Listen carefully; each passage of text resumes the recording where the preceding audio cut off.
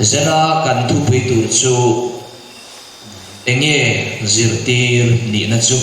ti ani don ani pathian tu thiang hlim ilongai sang marga pungria chang som ni pania changa chang som ni panga in Bethsaida khwa chu an lo thlenga tin an hena middel anon suaya ama dek turin an ngena tin ani chuan middel kuchum achela khwa ata akai chuaka tin amita chil achaka achunga akut akha zoin khwa iputheyem ti ina zota tin ahanda chuaka mihring ka mu thingkal ang main ka musi atia tin amita chuan akut angat lea tin ani chuan a en renga alodam tamaya engkim fi takin amutheita a athulal pan kan zatan malsong long se ole kan siar ta ang khanin Bethsaida khwa chunal Isu Krista chu alo kala ti chuan middel atidamani ti kan moni he middel hi voi khat amit akhoina khan adam lova ti chuan avoi hila adamani ti kan hriani Isu khovela rom apolaya ti dam rom bola chanchin dang akhanin voi khat khoi emo mo thupe voi khat ape khanin andam mai thina amaro chu tuntuma ve thum chuanin adam tlatlo mai ani engwa nge he pa ti dam ani ma hian zona omdani chu in biak na voi ni nei ani man middel pa mid ati dam don hian enga tinge voi ni in biak na an nei man he thil khen ma hianin Isu khanin thil maktam tak ati toa middel ati dam ha hian isuanin mak tak main mi sang li te kha asai pur buka nimasila farisai vervek te khanin lali so kristana thil mak ati khan an la oi tu lo engteng atiam pathian fapa krista chu ni ti kha an la pom the lo ani chu wang chuan chin chiana tang an nge le tat mai ani kha chu chuan in enge entir kan ti chuan rin na an nei lo zia a entira ti chuan a zirtir te po chu farisai do nim la ka fim khur turin lal Isu Krista khan acha khan ani rin na an nei tlem zia ashila Isu na zirtir te hena chuan zona poimo tak mai ani le namnin tunge ani miti ti chu azok tak ngala he ti dam na phena hian Isu hianin rin na poimo zia darlan adu ani damlo kha nilovin aron shuai tu te khan rin na chu anei zo kani poimo kha mai tro kha mitel damlo kha atrian te khan Isu rin na anei wangin Isu Krista khan dam na apeni ti kan pu ani hemi thuai hianin zirte te rin na pokha fi in aom kan ti theyam chu zena hianin he zo na hi engtin nge kan chan viang le lali Isu Krista hi lo kal ta sel kan zinga hi lo tel ve ta sela ani chuan tunge kan ni miti ron ti ve ta sela engtin nge kan chan viang rin na zong nen nang hi pathian fapa chu ini kan ti ve theyangem heng zong a hian Isuan azirtir te chu rin na konga zulai poimo tak mai azirtir ani hetiang chi hi ke ni po Isua a rin na dung nei turin kan zir turani oi mo kho mai tro zaina hianin middle sa kan om lo tro middle sa hi tu ma kan om lo không thể nó có ông khác số ông tu gì chứ biên tira ta mình tên là rồi chuan in thilan na phulova eng man na phulova an ka se thim lo vani thil ro pui sia te moi sia te ma se eng kim mu thei to nuai hi chuan middle ni chu acha kum lo ni tro eng ma han mu thelo mu mai tur chu a si om don ani he zulai siap tu Glen down na pokha kum somi ani lai khanin anu te hianin hei thir le thir an zom thin hi kan share draw welding an tia hi an ti en chuai ti an de pa check en chuai mai ni sumi e ka chu en lo turin an ti ni amaro chu alulul venia khai kha en lui tak maya ta chuan amit adel chen mai ni zan khua in eng mak bu theilovin a oma ma se vale thak takin amit chu adel hen lo ani he mitel ati dam don khan voi khat a khoya na soitang khan ma se adam fam kim hok lo te chuan a voi khat na kha chuan in bu thei mi lo khan thil chu a ro ve wai kroi mai ni mihring kal te kha bu fia thei lova thingkal hei thing chevel thingkal ang mai khanin a muni ti kan ri a voi hi na a khoile tuai ro kha chuan fia tak mai a hu thei ani isu thil ti awa khan he pa ko hian rin na fam kim alo nei thei phata a chu ti ang chia chuan nang le ke rin na thang lian tur kan ni a ta chuan zirtir ni om zia po chu enge kan ti chuan zirtir te chu an thang lian tur ani rin na koma po an thang lian tur ani a thiam him na nun koma po an thang lian tur ani a krista an na koma an thang lian tur ani ni za kan sir to khan chu tiang chu ani a ole zena hian he mi del pa ma khoi non ngai hi eng san hi omang le tro han ngai to tai la ke ma ni chuwa hian kan sui ta angin zirtir na ni da kan siat ngai re lo kha kan lo hri thar ta a hei bible zirtir na chu ni te in thu tak chu pomin kan lo zoma he ko shana hian kan lo lu ta ani ma se chu mi a chuan var tok lo hi eng zat nge omang le han ngai to tem u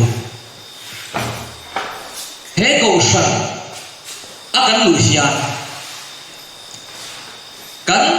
kalsan tu thil enge kalsan lo kan la nei kan nei to chian apoi mo khop nai lali so krista su lale chandam tuwa kan lo pom to po ani theya ma se chung lam siam thana ta kak tak chang lo pian thana dik tak chang si lo hian a om thei ani zane hian chu tiang chu kan lo ome chu tiang chu kan niang tin hong khop mai ti ro nu le pa ti kin nu le pa ti chu tiang kan ni chuan kan fa ti eng tin nge kong ti ka kan soi theya chuang chuan zena hian ngun taka kanin ngai tua thar ka tu ani he mi del pa ma tharau lam por som na le rin na nei lo hi engzat nge kan zinga hian oma bor som takin kan lo om ve mai the ani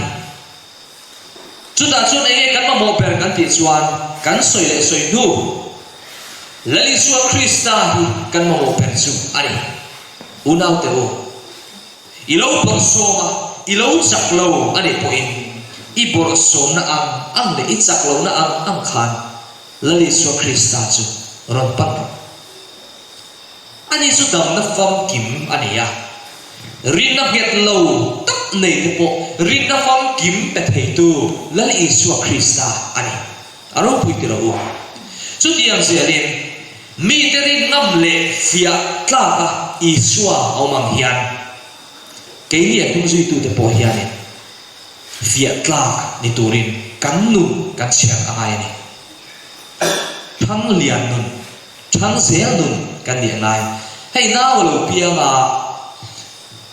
nau te thang miak lo ani chuan nu le pa te ru a ha thi ti ro rung khat chu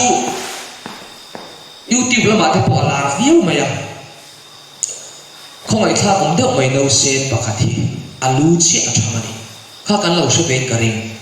alu kha thang lian em maya atak sa thang the si lo ba chu thil kha ani dan tur ani lo wani tro chu tiang che chuan ring tu nun po hi ania ring tu nun chu athang tur ani lai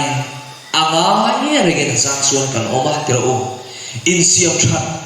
kan ngai na la ya pin siam that tum lem lo wa anga ya om rim kan on thri ani zena hian chu zong lak tang chuan ma song turin Isu Krista hi ipong tharang u Isu Krista hi na hian in la tharang u ti kan som na ani lali Isu Krista lo hi sumo limpui tur tak hi an lo om lo khovel thil nom chen ate ke mani nom sakate zugle buam buam kan ti tui kan ti em thin heti ang sang mai ke mani ti sa chak na thil kan ti zong te lali Isu Krista telo chuan to pa kan ta chia na tho ani chu wangin lali Isu Krista hi kan na lal persela nun thiang him nei tur hian thang lian turin min tran pui don ani ke mani sual omte ke mani chaklon omte min ti chak thei tu min ti thiang hi ma min ti fam kim thei tu chu lali Isu Krista chi ani ti hi kan sia than ka tu ani zirtir ni zir hi pai mo kho mai tro ni za la po kan soi to a zir lai chuanin lekha han sira ti chuan an zir chhojela a to pa chuan an zir tur an zir chuak ta a ti chuan zir tir tu na te han thok ve ta a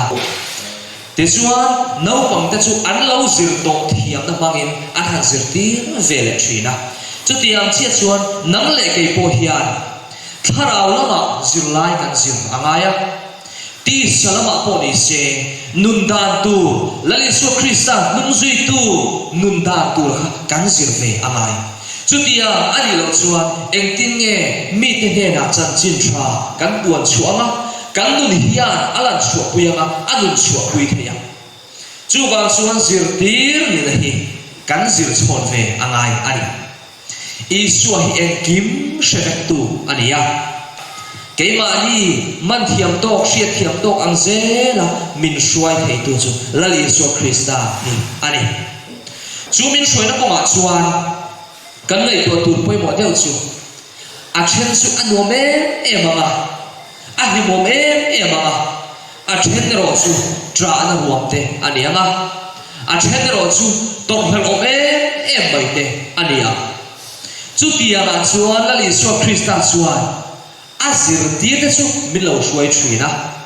chu tia nga har sat na chu puina min chin chan chu kan nu na hring nu na a om thin ani chu ti huna chuan kan ta na thaper tu hria le kan ta na engkim se tu thaper se tu lal Isu Krista bel chu kan ta ala thaper tho ani Isu hian min chu chiam bera ka soita ang khan kan ma mole kan ta na tha sever tu ani rido ko ma po Isu aya tha shwai tu hi tu ma he khovela hian anom suang lo mamo chana ania engkim fin fiana min pe thei tu om chu ani he khovela hian chana muhal fek lo mai la nakina chuan engkim fia takin min la ko mu dona min la shi fia dona kan la shafek don ani chu ni lali Isu Krista min shuai ni chu kong bum bong tak chu le chho zong te chu kan zir lai ani a rina ko ma hian nuam takin ring tu te kan kal reng thelo ti hi zene kan shia apoi mo ani ko shan po hilim takin kan om reng thelo wa a chang chuan kan lo chau ve thina a chang chuan na be don rum chang po hring nu na po mimala po kan lo nei cha om thin ni ma se chu mo lali Isu Krista hian min suai na kong ani tat mai ni si om to chang te nuam ti chang te sing no da hian om ngai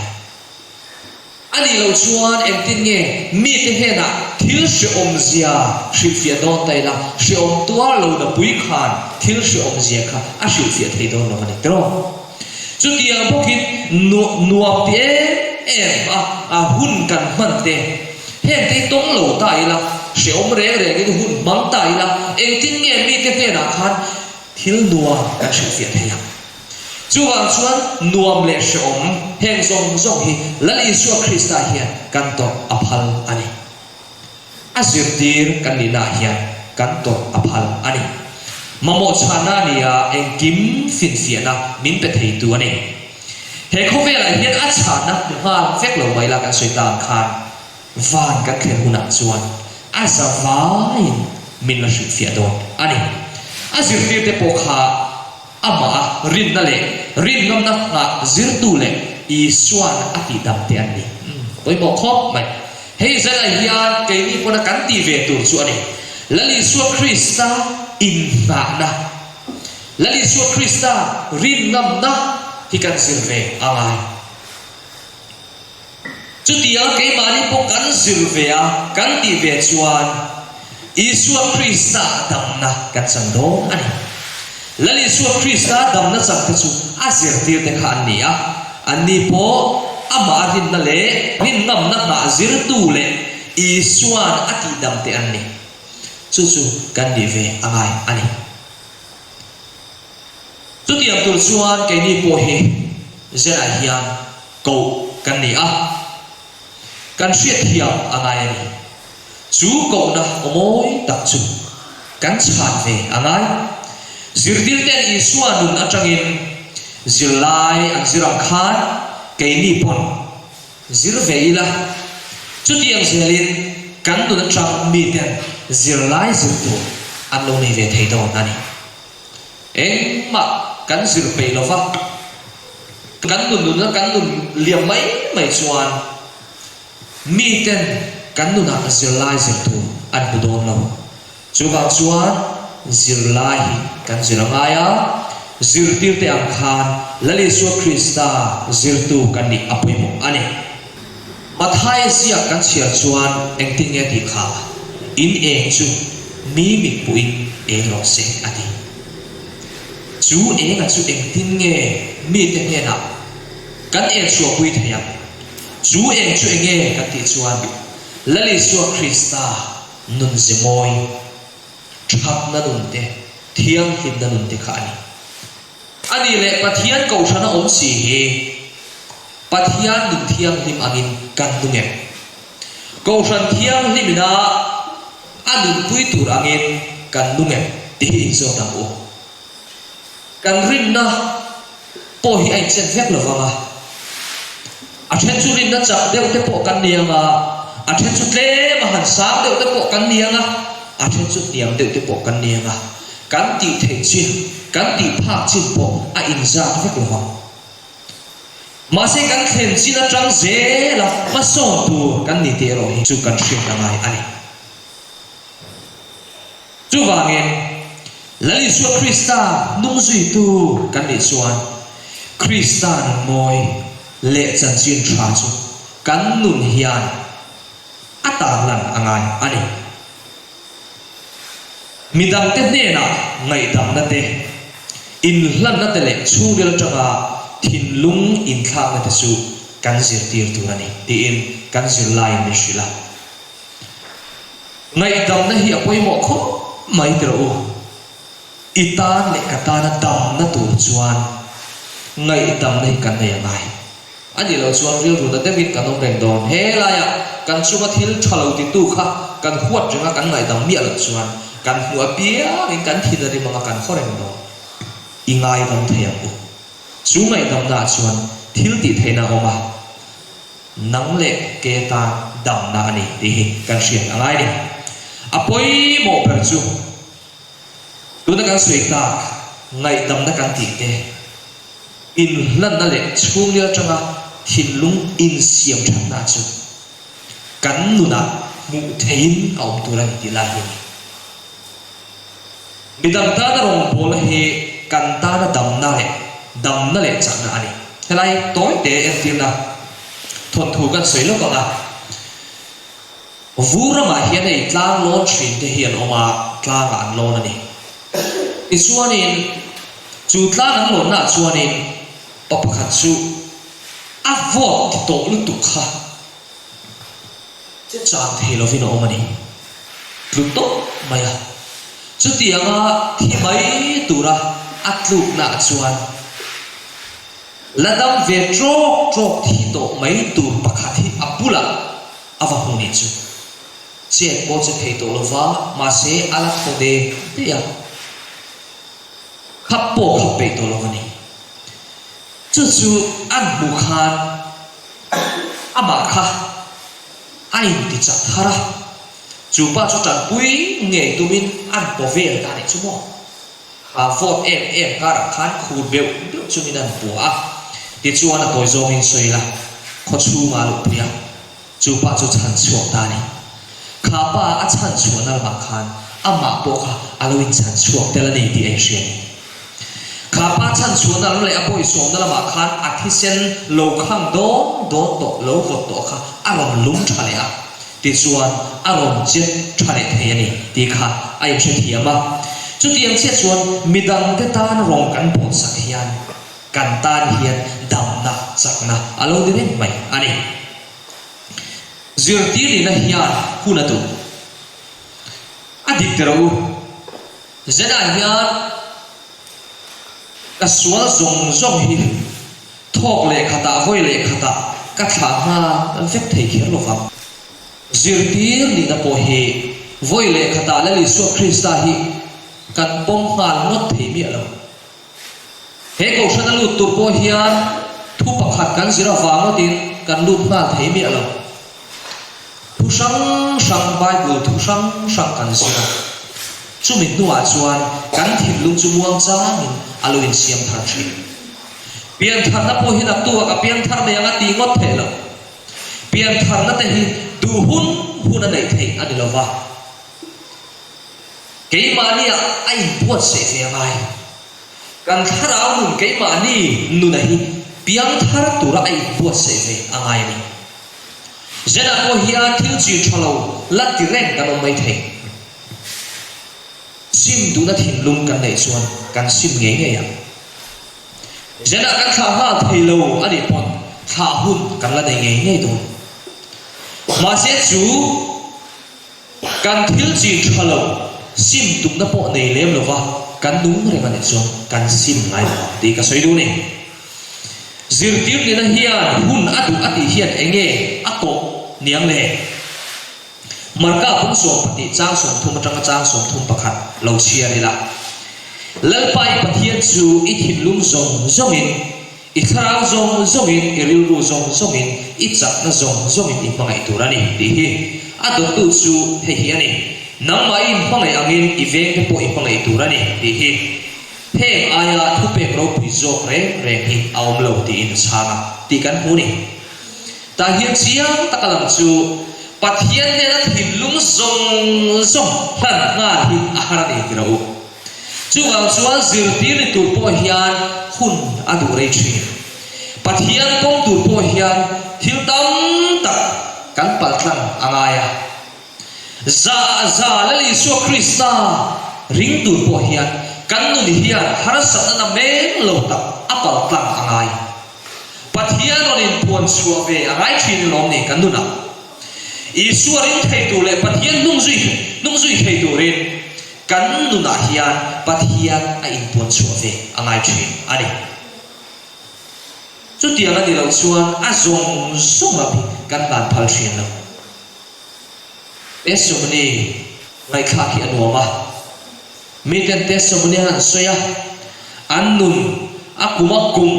pathian ne na hlan tura an pe na satje te ahan soi te hian aro puya ni telo isu atana as za in hlan hi thil ol alo ni reng lo lalpa zo nei in tin nge ati God's amazing grace ti chuan khongai na a thang tur te riat na le pathian mangai na lama thang tur te in ham that na ineya Krista ne na in pol na tu om tak inei reng chuan nuam ti taka om chu i paba ka ni ati van ro pui tu ro pathian ne na in pol na nung ni te na kan nei thin chuan kan paba chu nuam tak om ani van ram kan kai go ti na ni chu lali su Krista ang hian ni tinin baptisma hi tharau baptisma hi chang thar thri ni la ring tu te mo ka chao ti kan nei ngai na wa chu petera si la khan kan muni that siloma an be trang chuan ati an tu mai lo wa ati an chao mai don wa ni chu wang chuan tai mak ni apoi mo tak zeta zena hendali su Krista hi kan mamu ber mi mal tin te na kan mamu ber ani kan zulai pui ding tin nge min shin i suan chang chu leina na thu tak le khoi san na ne na nun chua pui tu ra tir chua kan ni ina te sikula te na tho na te khotla na te dang lam na siam tu ra i suwa ta na nung kan ni pat pui mo tak tu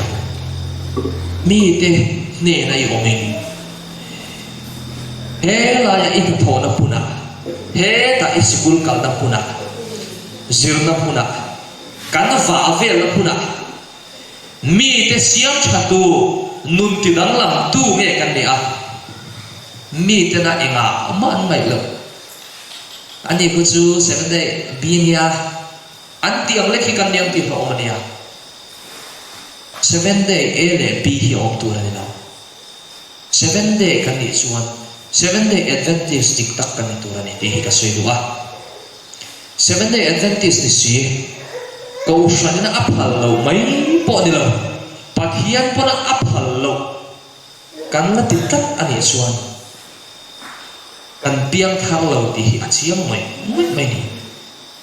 chu wang chuan ko shan a hian ka soi le soi tu chan dam na om lova lali su Krista lo kal le na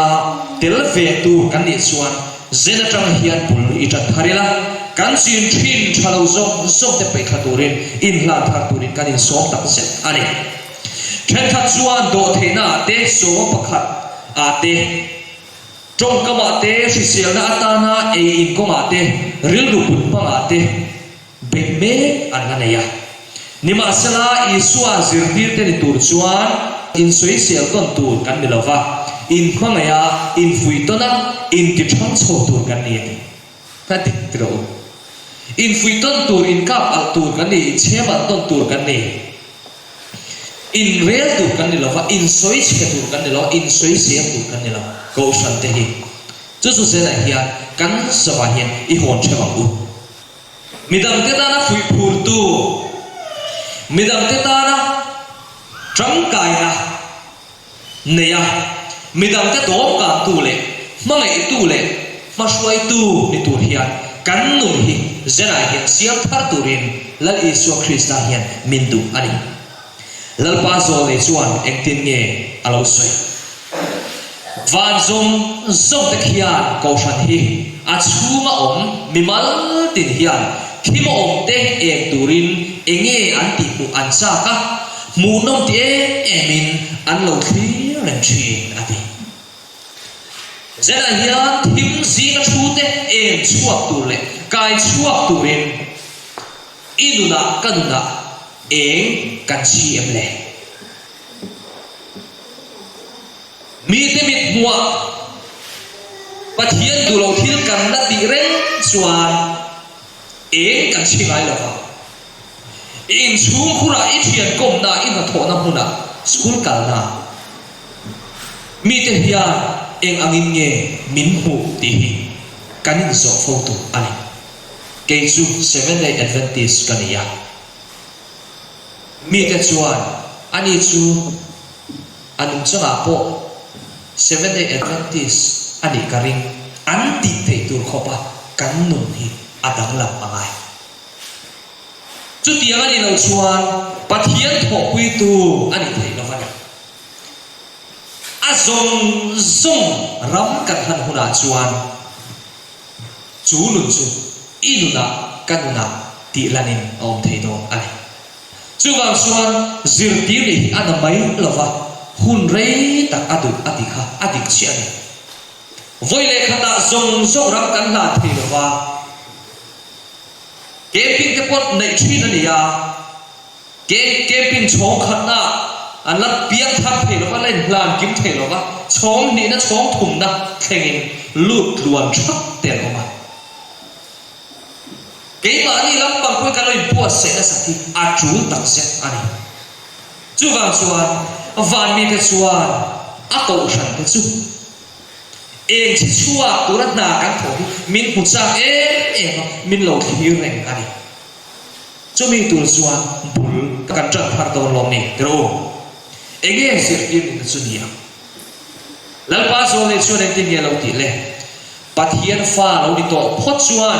khovel chan dam na ta na mi tang kai tak boral me ke chan dam tura Krista tho pui tua in ngai thelo se su chu ani zirtir ni na chu il na pathian in thu asoya namma suana idik lo na I that lo na I pai chuangai I sim ngai zong zong kha I hreve chu ti mai ro chumi kan ti thin lo awan chuan kharau thiang lim kan dong thei lo wa kharau thiang lim bol la tak tak kha kan cham thei thin lo ani I tak sa ti che thei thil enge zena hian ila ti le tur in tu reng do nem ni tur in fa reng do nem ni ngai to na bol lo ngai to na thalo I pu reng do nem ni chung zong song chu kan pai chua kan kha liam kan vui liam ngai chu tiang chuan pathian na min ko na chu em mo azir dir na chu ama tho puya boral me te chandam tura ama tho pui turi ning so ni chu zir dir ni na chu ani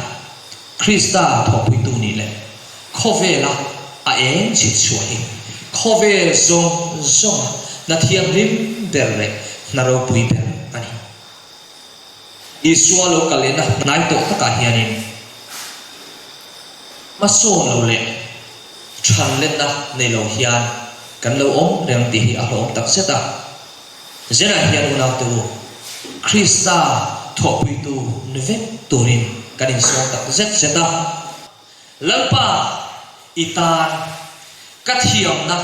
ka thei na ka fin na te hi karon plan ve ka ti thei don long ni Isua churing la inun kai shoi tu ta thang la inun na inina ang kha zena tram hian lan ve ro le lalpan athu kan soite kan zatan man so ro se amen